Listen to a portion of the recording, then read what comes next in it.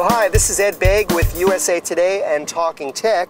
And this week I'm talking tech about GPS in the iPhone. Now you're probably thinking there's already been GPS in the iPhone for quite some time, and of course you'd be right. But one thing that hasn't been there is the kind of audible turn-by-turn auto navigation system that really has gone mainstream in cars and in other cell phones and in standalone devices. Well, now we have that for the iPhone. The folks in Germany at Navigon have come out with something called the Navigon Mobile Navigator, and it adds audible turn-by-turn directions to the iPhone. Now there are a bunch of problems, unfortunately, with this $70 app, and it starts with where do you actually put the iPhone? The Navigon system doesn't come with one of these cradles that you want to mount on your dashboard so you can actually see the screen. The whole point, of course, is not to keep your eyes on the screen, but you do have to glance at it every so often. And without one of those docks or cradles, I had to put it down on the console of my car.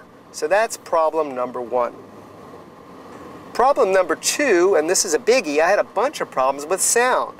For one thing, it didn't always work, and I'm, to be honest, not really sure why, but there were intermittent problems with the voice that tells you where to turn. And that female voice wasn't exactly the most accurate navigator that I've ever used either. In 500 feet, turn right. Now turn right. She'll say turn right or turn right in 0.1 mile, but she won't tell you turn right on Main Street or turn right on West 125th Street or wherever you happen to be.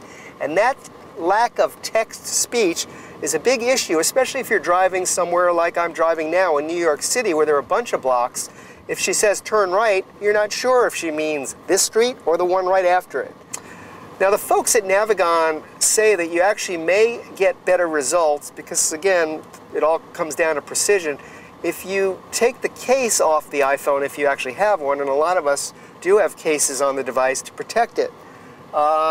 Again, you can take the case off in most cases, but that's a bit of a problem to have to do every time you get in and out of your car. Now the app costs $70, but I wouldn't part with my money so fast, or at least my money for this. In fact, if you spend a little bit extra, you can get a standalone unit from the likes of Garmin or TomTom that really work pretty well. They're precise, they have a lot of nice features, and they don't tie up the iPhone, which brings up another major issue, of course, and that's you can't actually make or receive a phone call and run the navigator at the same time. So that right there will be a killer for a lot of people. Overall, the Navigon app works. It just doesn't work as well as I'd like. For Talking Tech and USA Today, I'm Ed Baig, and we'll see you next time.